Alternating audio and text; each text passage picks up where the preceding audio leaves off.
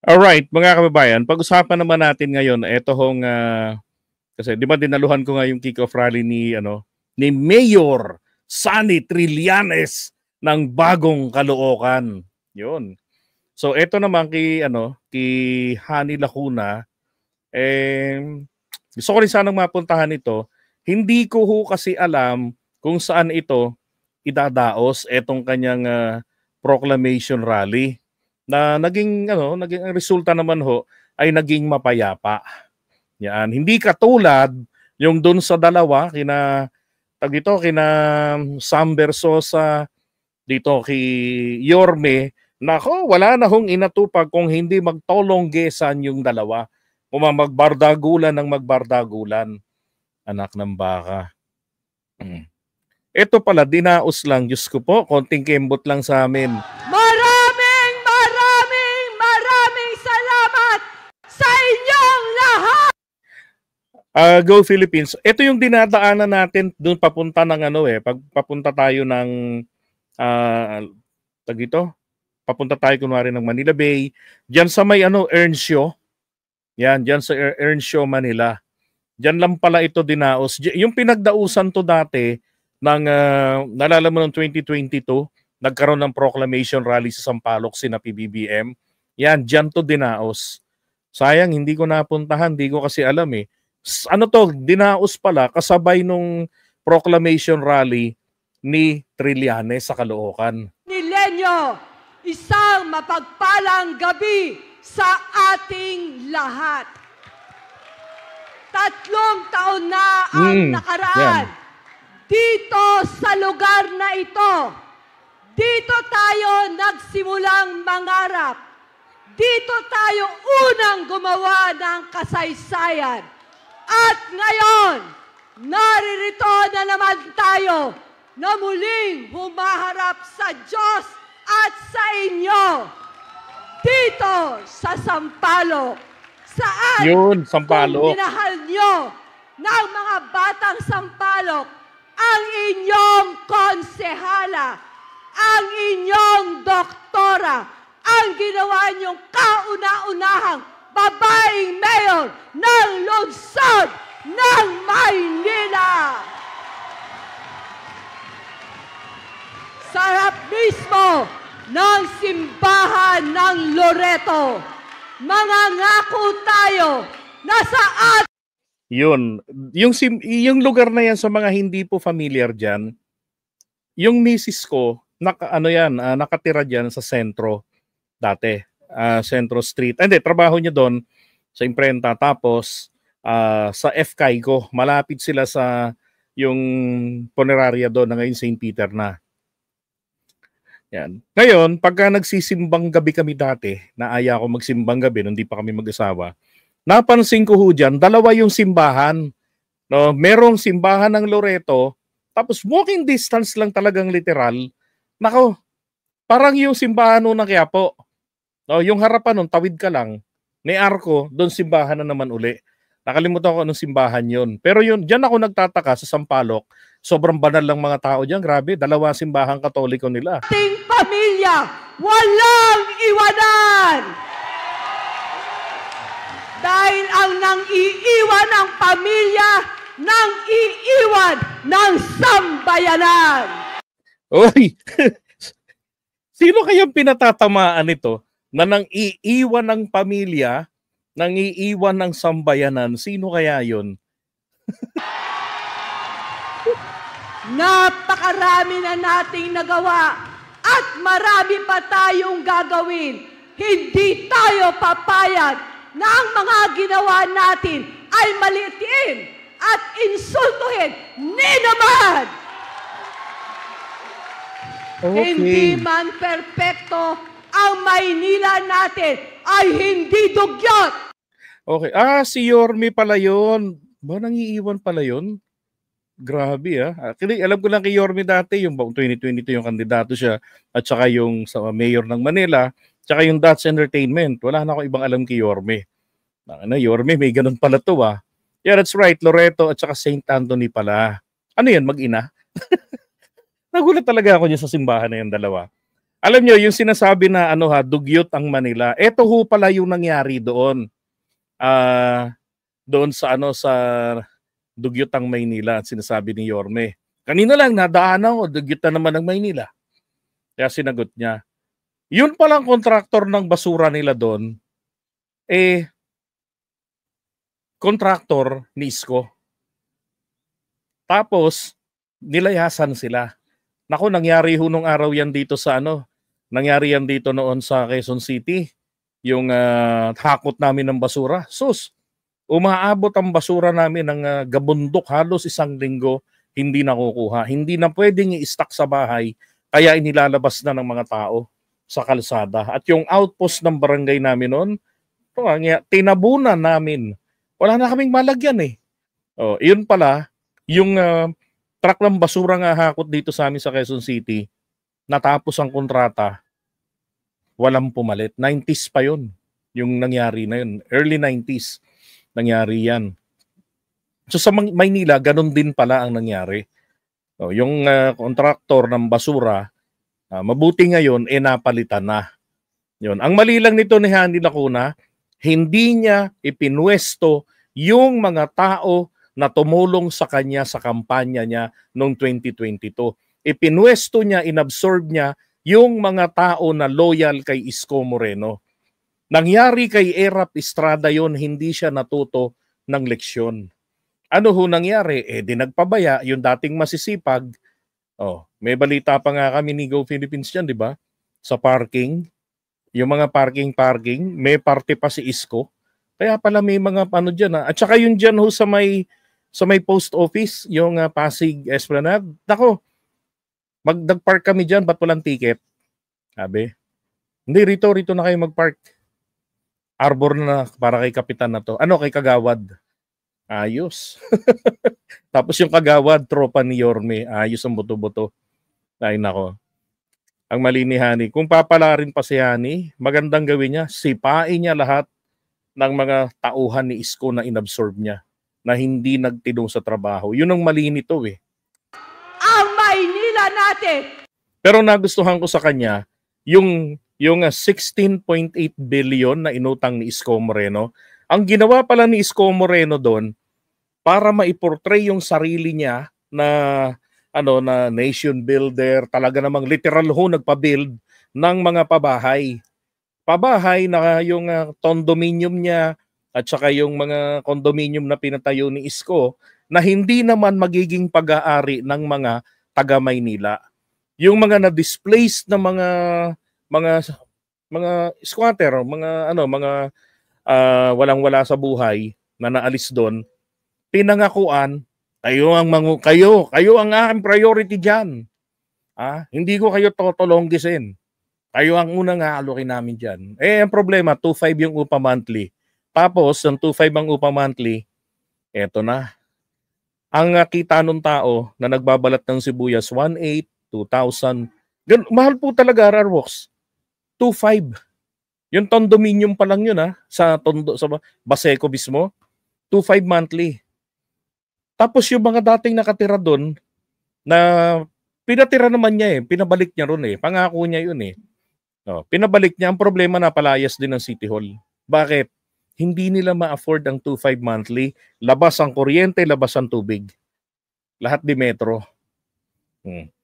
Tapos, ang mga nakatira na ngayon doon, mga dikotse. Nung minsang pumasok kami ron ng mga anak ko, nag-Cali survey, na kung saan nilamang na lamang si Isko talaga, lampaso sila Mara Tamundong, Hani Lacuna, si Sam Bersosa. Yan. So, nakita namin doon, may mga medikotse na, mga taga City Hall na ho pala yung nakatira. Nasa na yung mga pinaalis doon? Natuluyan na pong nanirahan uli sa lansangan.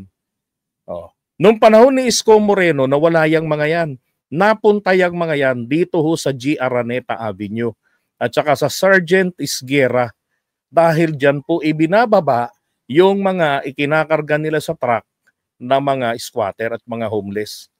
Dyan nag-iipon-ipon. Na minsan may naka-curfew kami ng barangay, nako, mga address, taga Maynila, taga Tondo, taga Baseco. Yan, sila pala yun. Yung iba mga taga Santa Ana. Ay puno ng pangako at pag-asa. Simple lang.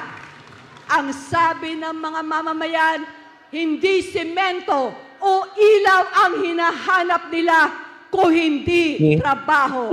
Ang sabi ng lolo at lola natin, hindi latas ng gatas ang hinihingi nila, kundi dagdag benepisyo. At ang sabi ng mga vendors sa Divisoria, hindi permiso ang hinihiling nila, kundi kapanatagan na hindi na muling babalik ang mga nangungotong sa kanila. Yun, may nagsabi nga sa amin yan, may party po si Isko dyan sa nangungotong. Tapos ito pa ha, yung mga inalis doon sa Divisoria, yung New Divisoria Mall, yung palengke sa ilalim, doon po ako bumibili ng pato. Alam nyo naman ako, mahilig ako sa pato, sa itik.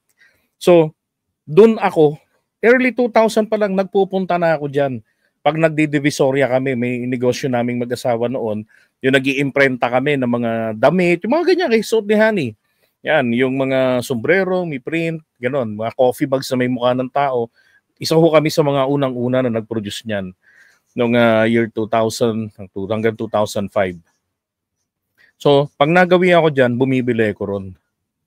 So, nung panahon ni Isko, nabenta, inalis, hinandaan sila nung may mga parang kubo-kubo. Doon sila sinalpak. Mahal ang upa. Wala na, kawawa sila. Doon na sila sa labas.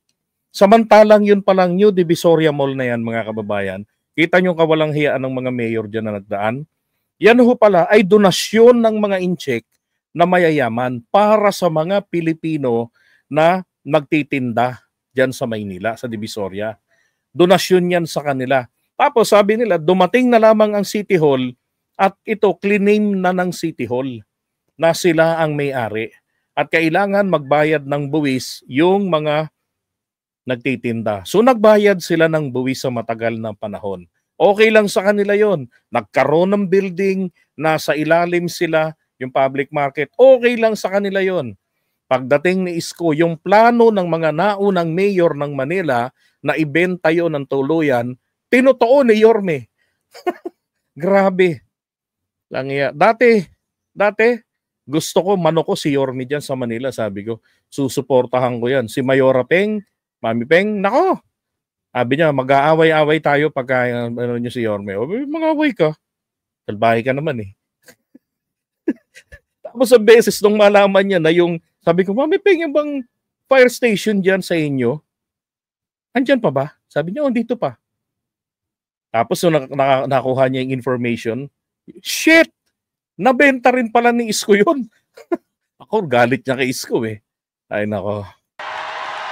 Yung sa Kirikada Fire Station. Hindi natin sasayangin ang mga ginawa natin. Hindi natin hahayaan na sayangin ng mga taksil ang lahat ng benepisyo at serbisyo na ginawa natin at binigay natin sa ating unang termino. Kaya sa bawat isa na naririto ngayon, tuloy-tuloy na tayo! Isa nagugusto. Teka, ba't naman nakagano yung gusto? Ayan. Isa pang nagustuhan ko sa kanya, yung inutang ni Yorme na 16.8 billion pinagpatayo ng mga kondo-kondo, no, na hindi naman po napapakinabangan ng mga tunay na mahihirap na walang matirahan, bagkus nasa gedle-gedle na tuloy sila, yung iba tuluyan na naging homeless. Ngayon ang nangyari, eto, yun palang perang yun, no? Although progress billing, napanood ko yung paliwanag yan ni Hani Loon at saka ngayon, progress billing yan syempre. Pero para sa akin, hindi po dapat binuhos yung 16.8 billion pesos ng ganun-ganun na lamang pong kabilis. Bakit? Hinabol na para hanggang matapos ang termino niya ni Isko at makatakbong pampresidente, maiportray yung sarili niya na pampresidential siya. At the expense of the Manileños na iiwanan niya kung nanalo siya. Kawawa po yung susunod na administrasyon na magsisimulang magbayad. And alam nyo naman, it will take 20 years bago mabayaran yung 16.8. Dahil hindi pwedeng bigla-biglaan ng malakihan ang ibibigay na bayad. Maraming serbisyo ang mawawala sa Maynila. Ganun po inipit ni Isko sa paghihirap ang sumunod sa kanya. Kaya kahit hindi, sabihin natin, hindi si Hani Lacuna yung pumalit kay Isko, naku, kahit hindi po siya, kahit sabihin natin Mrs. pa ni Isko Moreno, hindi man kandidato yon. Pero sabi ko lang, kung sakali man, kunwari Mrs. ni Isko ang naupo, mahihirapan din dyan sa Maynila gumastos ng budget nila. Bakit? Ang laki ng binabayaran. Pero buti nga, tinatama niya, binabayaran niya, hindi pa siya nangutang. May surplus pa silang 500 billion. Oh. Kung daw nagkakamali. Diba? Yun ang maganda. Diba? May naitatabi.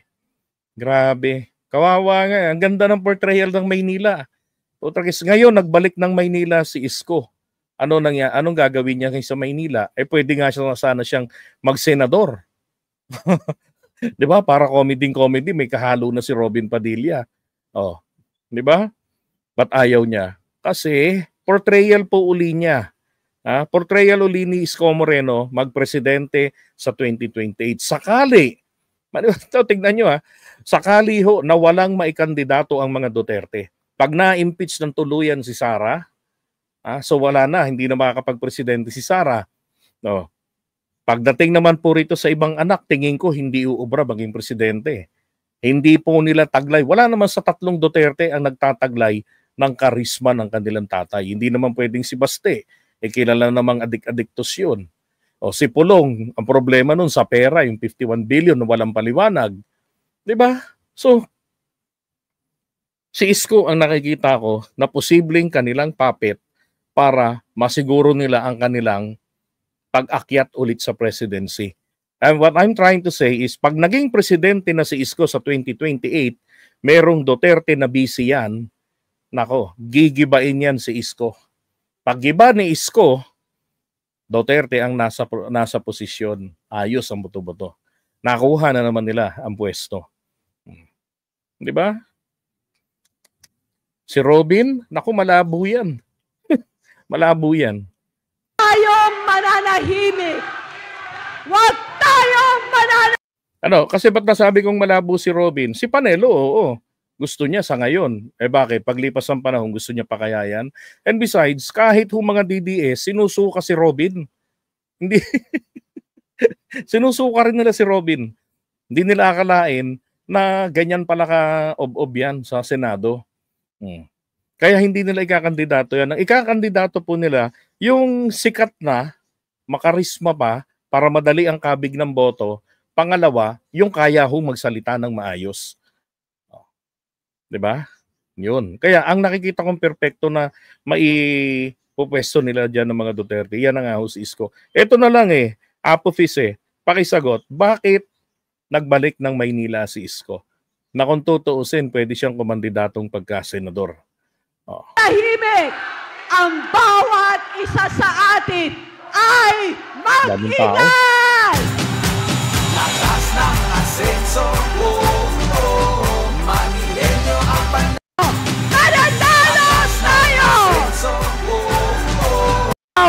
Ang una, maiwan. Ayan yung area. Wow!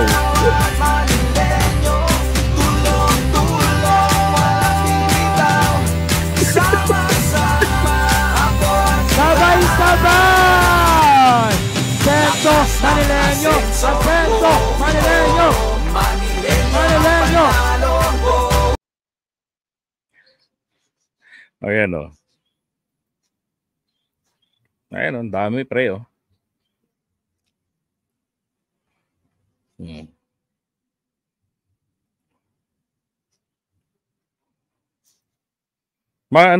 sa napansin ko lang maganda yung aura ng kampanyahan nito ni Hani Lacuna. Hindi gaya nung sa kabila na parang laging gusto. Kasi nasilip ko rin yun yung sa kabila. Nako, parang pag nandun ka, parang gusto mong mambugbog ng kandidato. doon sa kabila. Yan. Okay. Iwan mo natin yan and then may share lang ako sa inyo about doon kay Trillanes.